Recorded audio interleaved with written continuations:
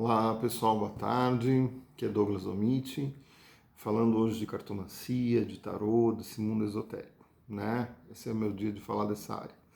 O que eu queria comentar com vocês hoje? E quando a gente abre as cartas e o cliente olha, você começa a falar e o cliente fala, não tem nada a ver, não tem nada disso.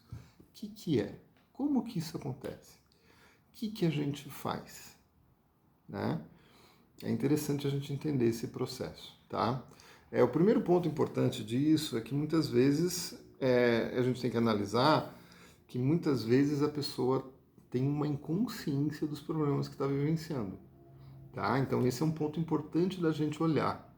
Tem muita gente que chega numa consulta e não se percebe do que está passando na vida dela, tá? Tem assim, e tem certezas, né? Mesmo tendo essa posição, ela tem certezas. Eu já tive cliente que chegou na consulta e falou, não, porque eu tenho total conhecimento disso, daquilo, do que está passando comigo, eu sei o que é da minha vida. A gente abre o jogo e vê que o cara está totalmente iludido. Então um dos pontos pode ser esse, mas a gente tem que olhar com calma. Outro ponto que é muito comum de aparecer no jogo é que muitas vezes o jogo está mostrando um sentimento e conforme a área que ele sai na mesa real, é um sentimento que ainda vai surgir, é um sentimento que não é daquele momento exato dele. Tá? E isso tem as áreas da mesa real que a gente começa a perceber isso. Então, muitas vezes você está falando de sentimentos e pensamentos e preocupações que ele está tendo que muitas vezes ainda não apareceram na vida dele, mas vão surgir mais para frente. Isso serve em qualquer área. Muitas vezes eu já falei até para.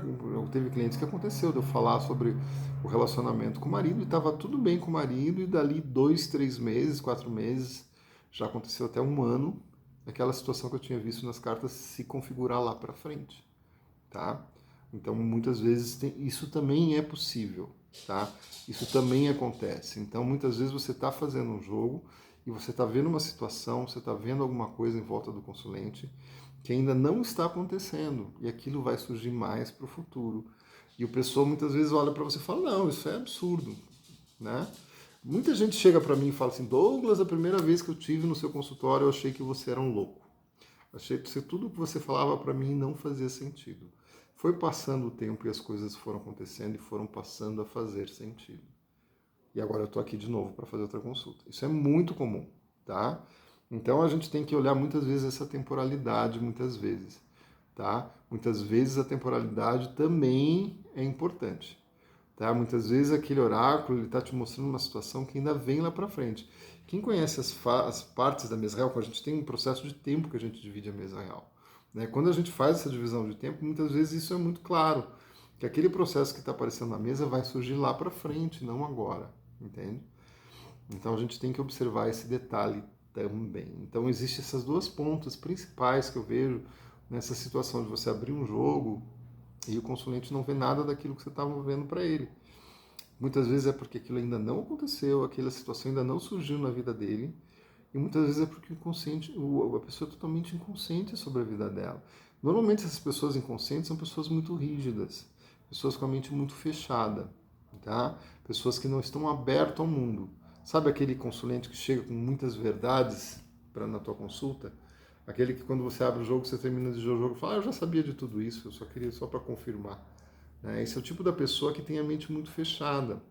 E olha, gente, que eu já conheci pessoas de mente muito fechada dos vários segmentos religiosos. A gente não pode ter um preconceito, que tal religião vai ser mais fechada que outra. Não, eu já tive espíritas com a mente extremamente fechados, umbandistas, eu tendo muitas pessoas da Umbanda que vêm muitas vezes com a mente muito fechada e tem muita dificuldade de lidar com eles muitas vezes, porque eles acham que tem todas as respostas, porque são médiums.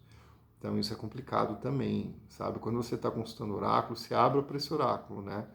Já atendi pessoas que eram de filosofia de yoga, de hinduísmo, também com a mente extremamente fechada, sem ouvir o que o oráculo estava dizendo, sabe? Então a gente tem aquela visão e tenho clientes evangélicos, eu tenho alguns clientes evangélicos, sim, apesar se surpreendam, mas eu tenho clientes evangélicos e clientes evangélicos muito abertos a ouvir o que o jogo estava falando, tá?